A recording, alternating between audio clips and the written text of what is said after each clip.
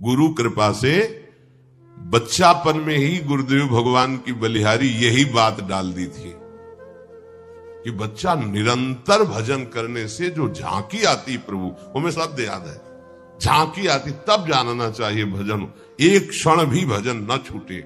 ये संस्कार अगर कहीं भगवान की कृपा से और मार्ग का गुरुदेव उपदेश करते तो एकदम कोरा स्वभाव था वही पड़ता, पर भगवान ने जहां जैसे पहुंचाना होता है वैसे ही, जैसे सन्यास मार्ग में भी थे तो हमारी निराकार में रति नहीं थी, गंगाधर भगवान शिव के रूप में आ सकती थी।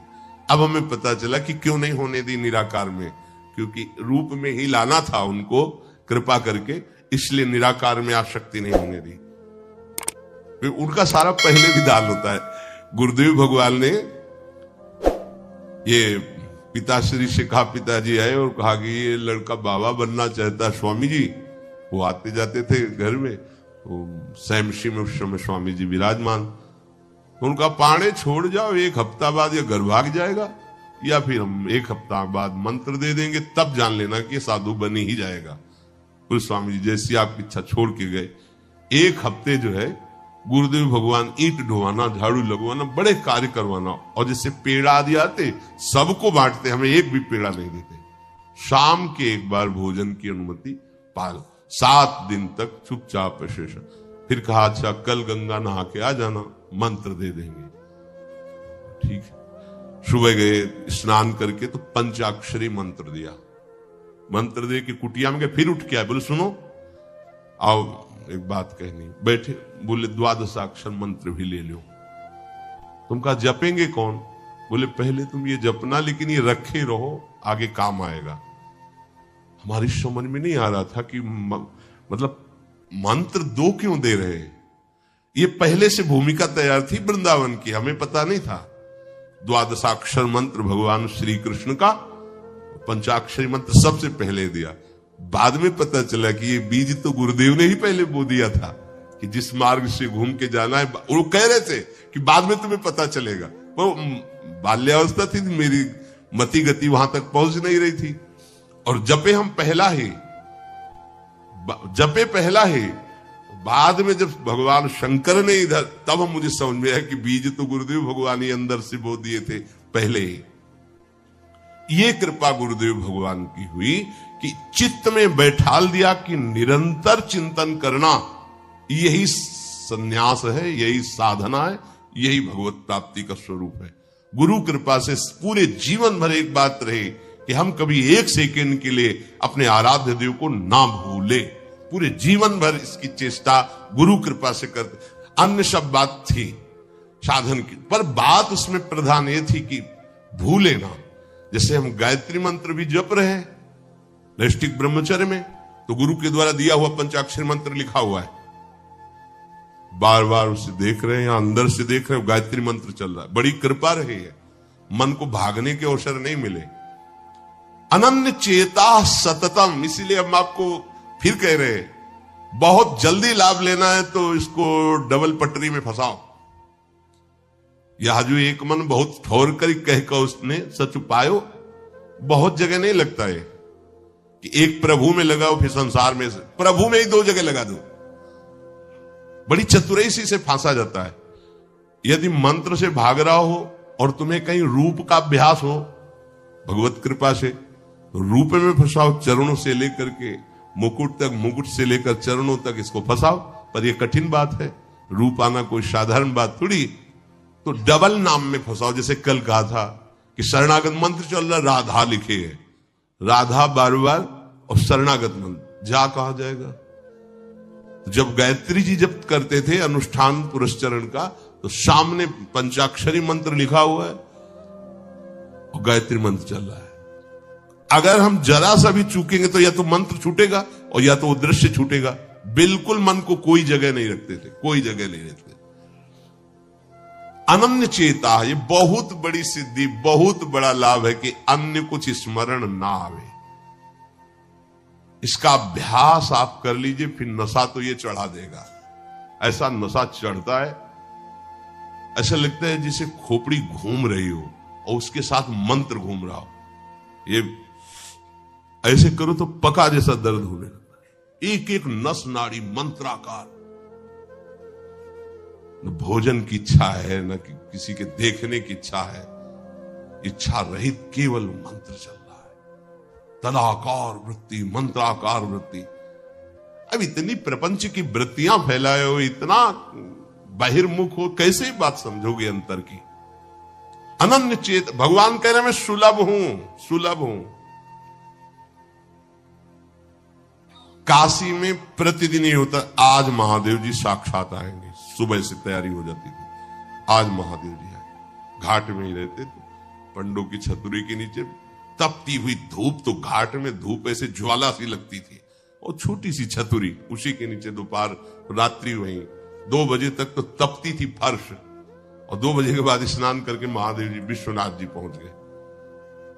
बस रोज आज मिले, आज तो निश्चित। एक दिन इतना आनंद था कि आज तो बस आ ही रहे हैं, ऐसा आ ही रहे हैं। जैसी भावना करोगे, जा पर जाकर सत्य सने हो, सो तो मिले न कुछ संदेह हो। भयंकर जटाओं का बोझा ऐसे, इतना बड़ा हाथ में त्रिशूल लिए, देखा दोपहर में नग्न पैर से आ गए। अब अपने जो जहां पागल हुए उसको दिखाई, साष्टांग दंडवत, मौन, कुछ बोले नहीं उससे। हम तो बस वैसे स्तब्ध, जैसे कोई जड़वत। बाद में विचार आया इसका मतलब क्या था? मैं ही मैं हूं, दूसरा कोई नहीं है। अलग से देखने की भावना मत करो, कण कण में मैं विराजमान। एक दिन भाई जी के प्रति बहुत आकर्षण जब था, एक स्वप्न देखा कि स्वप्न में हम भाई जी से पूछ रहे कि मुझे श्री कृष्ण की प्राप्ति कब होगी। इसके बाद की बात, भाई जी ने ऐसे चश्मा करके ऐसे देखा, राधा बाबा बगल में बैठे, और कहा जब श्री कृष्ण बन जाओगे तब श्री कृष्ण की प्राप्ति होगी। जगने पर, बहुत विचार करने पर फिर यह कि श्री कृष्ण बन जाओगे, भाई जी का तात्पर्य क्या था? तब समझ में आ गया। मन कृष्णाकार, बुद्धि कृष्णाकार, चित्त कृष्णाकार, अहम कृष्णाकार, तब कृष्ण साक्षात्कार हो गया। नित्य युक्तस्य योगिनः तस्याहं सुलभा पार्थ नित्य युक्तस्य योगिनः। नित्य युक्त हो गया जिसका चित्त प्रभु को छोड़कर किसी भी भोग भूमि में, किसी भी ऐश्वर्य में, किसी भी सिद्धि में। जैसे किसी को लगता है कि ये चमत्कार दिखाना, कोई भी चमत्कार दिखाना बहुत कठिन बात है। अगर भगवत दर्शन का लक्ष्य ना हो, भगवत प्राप्ति का लक्ष्य ना हो, तो कोई भी चमत्कार ऐसे करने में है कोई बहुत बड़ी बात मत समझ। बस ये है कि इधर अगर स्वीकार किया तो उधर गेट बंद हो जाएगा, इसीलिए पिट जाते हैं, गाली सुन लेते हैं महात्मा जन, लेकिन प्रयोग नहीं करते अपने भजन का, प्रभु के पास जाते हैं। ऐसा ना समझे ना कि वो चमत्कार पीछे घूमते हैं। केवल बस एक बात है कि अगर इधर लगे तो उधर का गेट बंद हो जाएगा। तो इतनी दुर्लभ बात बनने जा रही है, किसी को प्रमाणित करने के लिए कि हम महात्मा हैं, भजनानंदी, हम चमत्कारी है, अपना गेट बंद करवा ले तो मूर्खता ही होगी ना। यहां क्या होगा? वाह वाह हो जाएगा, बस उसके आगे क्या होगा? फिर वही प्रपंच। तो ये जो ब्रज के महात्मा है, जो भगवत प्रेमी महात्मा है, जो भगवत प्राप्त करने वाले हैं, इनके अंदर चमत्कार के बाप की सृष्टि होती है। ये चमत्कार बहुत ऊपर होते हैं। ये नहीं सोचना चाहिए कि इनमें भजन होता तो उसने 2 थप्पड़ मारे भस्म कर देते। भजन का जानते हो, भजनानंदी का 2 थप्पड़ मारा है, तुम्हें निश्चित भगवान की प्राप्ति हो, तुम्हारा कभी अमंगल न हो, भगवान तुम्हारे परिवार को भी सुखी रहे और तुम आजीवन स्वस्थ रहकर पवित्र बुद्धि के द्वारा भगवान को प्राप्त। ये महात्माओं का बल होता है। महात्माओं के बल थोड़ी होता है किसी ने गाली दिया, मार दिया, जा भस्म हो जा। ये भस्मासुर थोड़ी होते महात्मा है, भाई भस्म कर दिया, नष्ट नहीं। साधुते हो न कारज, तब भगवान उनके अधीन होते हैं।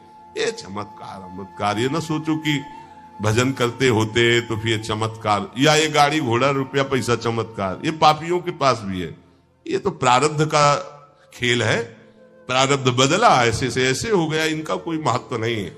महत्व है नित्य युक्तस्य योगिनः, तुम्हारा चित्त निरंतर आराध्य देव में युक्त है कि नहीं।